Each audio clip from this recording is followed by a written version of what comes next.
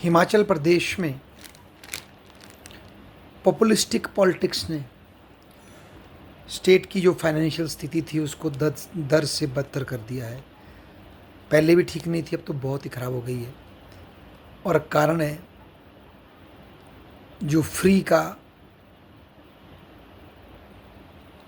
Subsidy का culture अब हिमाचल में डेवलप हो चुका है, वो बहुत डेंजरस है।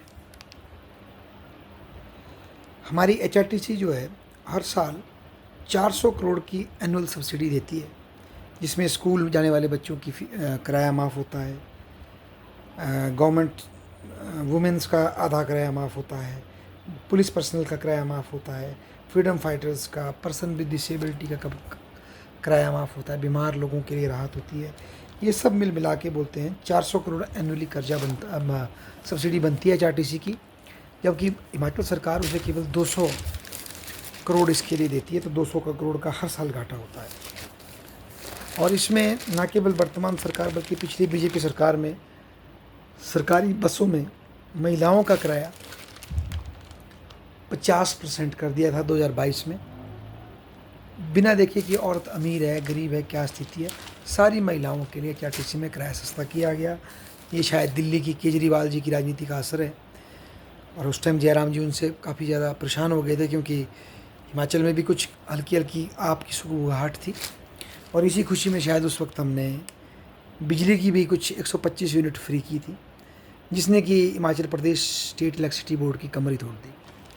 और उन चुनावों में वर्तमान सरकार ने ये वादा किया था, पार्टी ने वादा किया था कि हम अब इस 125 यूनिट को भी और ज़्यादा बढ़ाएंगे। तो वो बढ़ाने की बात तो छोड़ दो, अब इसको दे पाना ही बड़ा मुश्किल हो रहा है। और इलेक्ट्रिसिटी बोर्ड के कर्मचारियों की तनख्वाह देना ही मुश्किल हो गया है।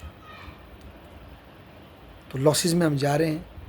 और अब गवर्नमेंट ने फैसला लिया उपचुनाव के बाद कि भाई हम इसको बंद करेंगे। केवल जो टैक्स पेयर हैं उनको, मतलब जो बेचारे पुअर हैं उनको फैसिलिटी मिलेगी और टैक्स पेयर को देना पड़ेगा।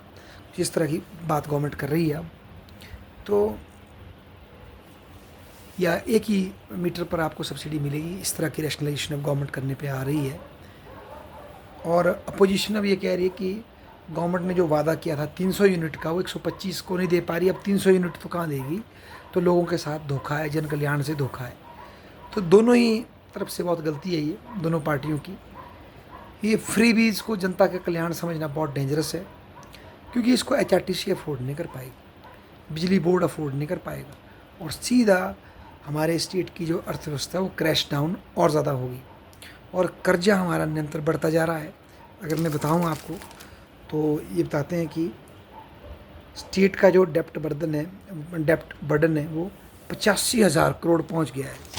और बहुत ही गति से 1 लाख करोड़ भी पहुंच जाएगा और पहला राज्य बन जाएगा हमारा हिमाचल।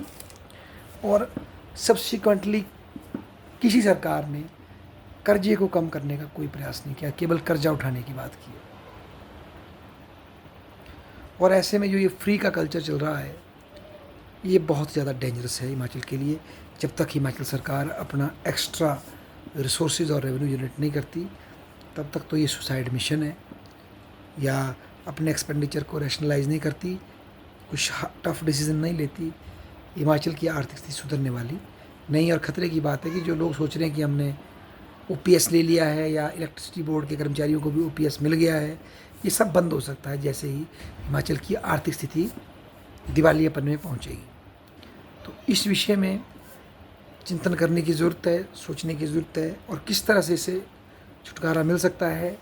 और वर्तमान में हम केवल टूरिज़्म पर और कुछ मात्रा में एग्रीकल्चर हॉर्टिकल्चर पर अपनी इनकम के लिए निर्भर है। इंडस्ट्रीज़ है कुछ हमारी, को भी सब समस्याएँ झेल रही हैं। किस तरीके से हम इससे बाहर निकलेंगे, ये बड़े चिंतन का विषय है। धन्यवाद।